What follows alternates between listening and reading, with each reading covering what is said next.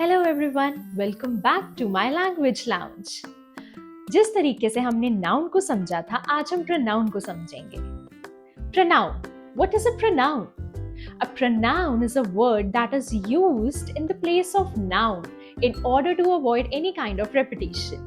Pronoun वो होता है जो noun की जगह पर यूज होता है ताकि noun को बार बार रिपीटेडली हमें यूज ना करना पड़े, उसे बार बार दोहराना ना पड़े। प्रोनाउन के बिना कैसा लगेगा सेंटेंस? फॉर एग्जाम्पल, राहुल ने राहुल की गाड़ी राहुल के घर के बाहर खड़ी की। कितना अजीब लग रहा है, इतनी repetition.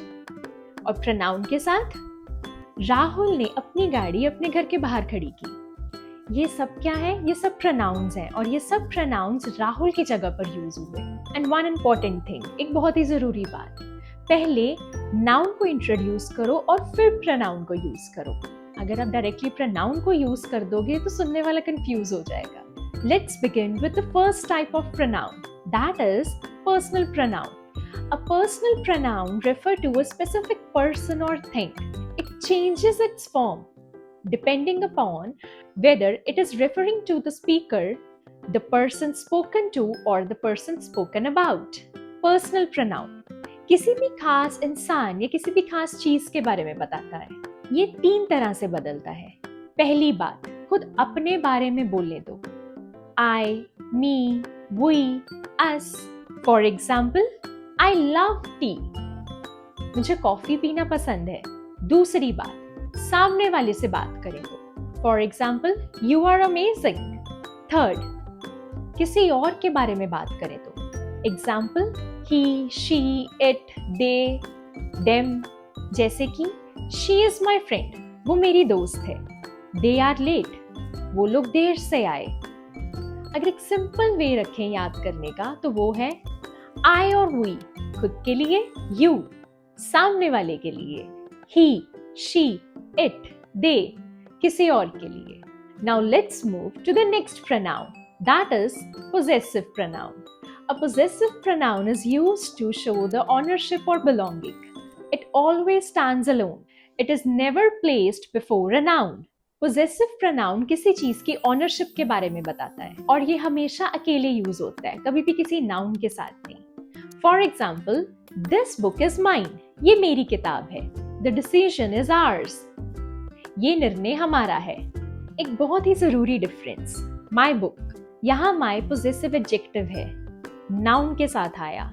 The book is mine, यहाँ माइन पोजेसिव प्रोनाउन है, अकेला आया। ये एक बहुत ही इंपॉर्टेंट डिफरेंस है, यहाँ बहुत लोग गलती करते हैं। Now let's move to the next one, reflexive pronoun. A reflexive pronoun is used when the subject and the object refers to the same person or thing. The action returns to the doer.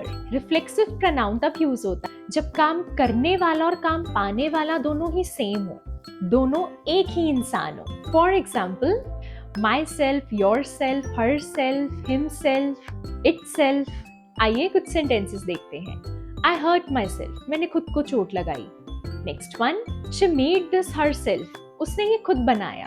He blamed himself, उसने खुद को जिम्मेदार माना। एक घर वाली example, जब बिना किसी की मदद के सब कुछ खुद की और खुद को क्रेडिट देना चाहते हो, I made this myself, मैंने ये खुद बनाया। वो myself रिफ्लेक्सिव प्रोनाउन है।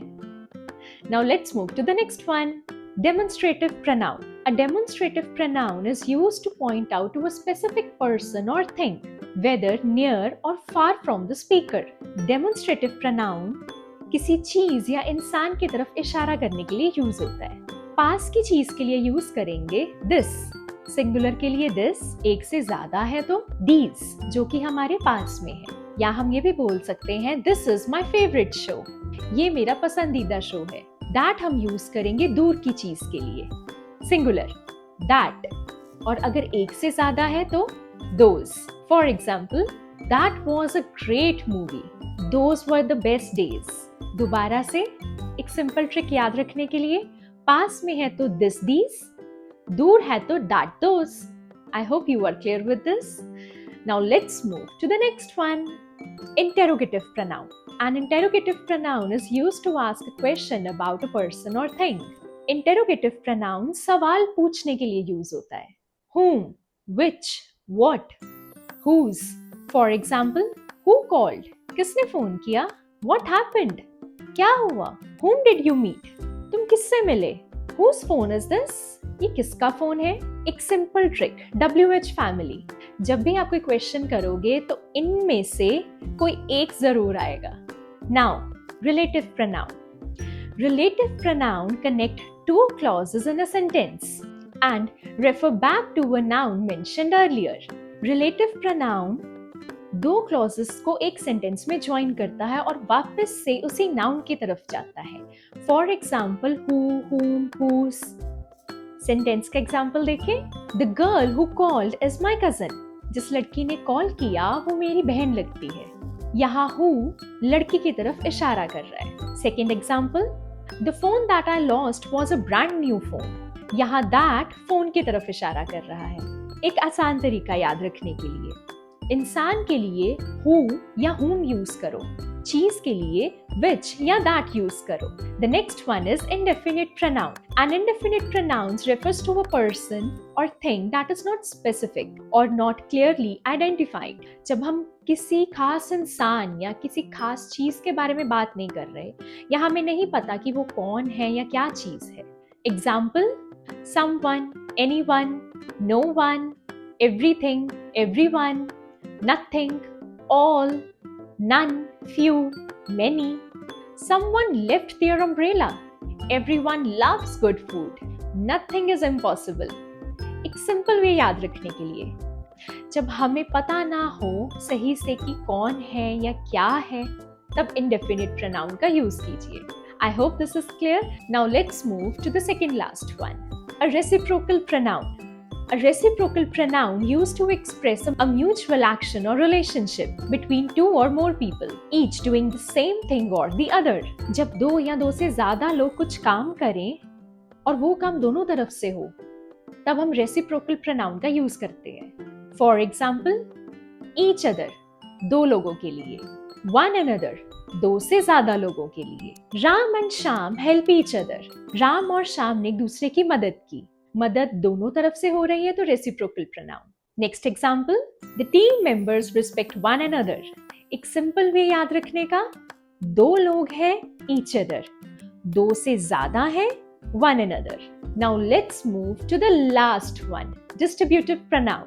It refers to a person, thing, one at a time. It considers them individually, not in a group. जब हम हर एक की बात इंडिविजुअली करें, उनको एक कलेक्टिव ग्रुप में उनकी बात ना करें, तब डिस्ट्रीब्यूटिव प्रोनाउन का यूज करेंगे. For example, each, either. Each use होगा हर एक के लिए.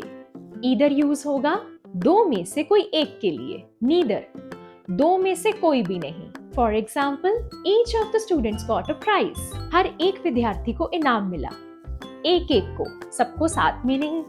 Either of these two roads leads to the market. दोनों में से कोई भी एक रास्ता बाजार तक जाता है. Neither of them was wrong. दोनों में से कोई भी गलत नहीं है. एक इम्पॉर्टेंट बात, each, either, neither, इनके साथ हमेशा सिंगुलर वर्ब आता है. Each of them is ready. Correct. Each of them are ready. Incorrect. ये था आज का पूरा वीडियो. आई होप आपको ये हेल्पफुल रहा होगा. Please press the like button, share and subscribe. Thank you for watching. Bye bye.